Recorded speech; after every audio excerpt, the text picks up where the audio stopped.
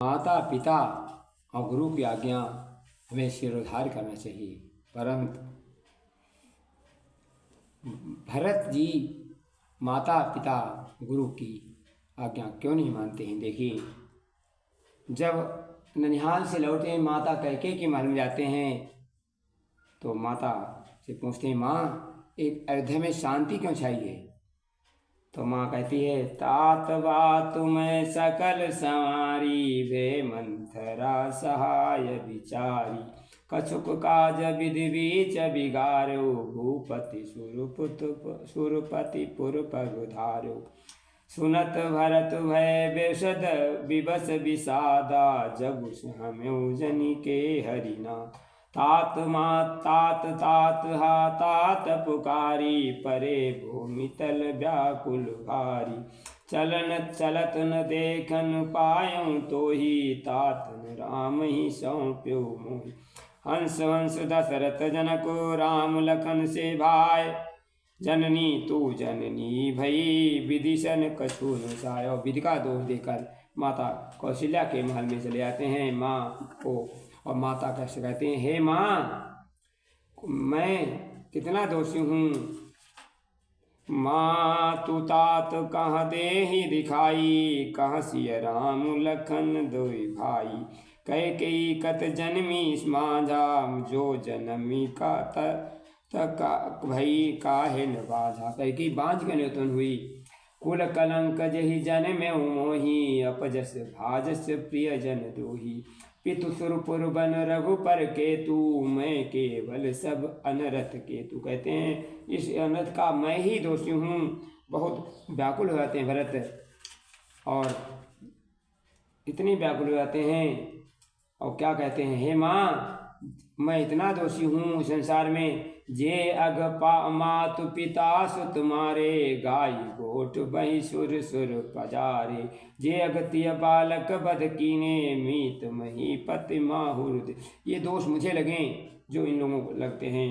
जे पातक उपपातक राही कर्म वचन बन भव कवि करही जे परिहरि हरि हरिजन भजई भूत गण घोर तेई गति पुई मई देव विधि जो जननी मति घोर। हे माँ ये पातक मुझे लगे, ऐसा दोष अपने पर ले लेते हैं। और उसके बाद गुरु की आज्ञा से वो पूरा अंत्येष्टि संस्कार करते हैं। उसके बाद भरत जी बशीर जी कहते हैं, हे भरत सुनहु भरत भावी प्रबल बिलखि कहु मुनिनाथ हानि लाभ जीवन मरण जस अपजस के विधिहात। हे भरत ये तो विधि के हाथ में है, ये कुछ नहीं।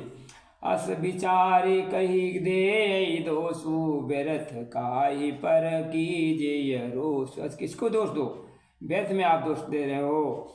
सोचिय वयसुकपन धन हानु जो न तिथि शिव भगति सुजानु सब प्रकार भूपति बड़ भागी बद विषाद करियते ही। सब प्रकार से तुम्हारे पिता बड़ भागी हैं। राय राजपत तुम कहूँ दीना पितु पिता वचन पुरी चाहिए कीना। पिता का वचन पालन करो, न पही वचन प्रिय नहीं प्रिय पाना करहु तात पितु वचन समान। अपने पिता का वचन पूरा करो।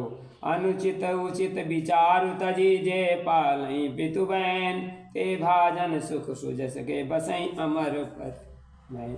जो माता पिता के वचन को पालन करते हैं वे देवलोक में हो जाते हैं। और इस प्रकार तब भरत जी खड़े हो जाते हैं, कहते हैं, हे गुरुदेव माता के साथ आप भी दोषी हैं, क्योंकि पहला वचन मुझको रात कर दी थी तो आपको पहला वचन पहले पूरा कराना था, दूसरा वचन उसके बाद में। मैं राजा बनने बाद मेरे भैया बन को जाते। भरत कुशल कर जोरि धीर धुरंधर धीर धर वचन मी जन घोर दे तो उचित उतर वही मोहि उपदेश दीन गुरुनी का प्रचा सचिव सम्मत सबही का। मातु चित धरि आय सुदीना अवश्य शीस धरि चाहूँ कि मैं अवश्य पूर्ण करूँगा, परंतु गुरु पितु मातु स्वामी हितवानी सुनि मन मुदित करी भल जानी। परंतु हे हे मेरे गुरुदेव, मेरे पित सुर पर सिय राम बन, करन कहु मई काज, यही ते जानऊ मोर हित, कहे बा आपन बड़काज।